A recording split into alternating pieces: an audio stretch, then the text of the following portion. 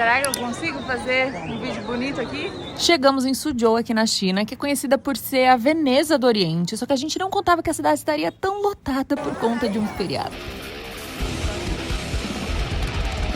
Juro, era buzina pra tudo que é lado, um trânsito surreal, tanto de carro como de pessoas. E achei muito curioso que lá ninguém usa capacete e pode levar 2, 3, 4 pessoas em cima de uma moto. Mas enfim, antes de fazer o vídeo, bora procurar alguma coisa pra comer por aí.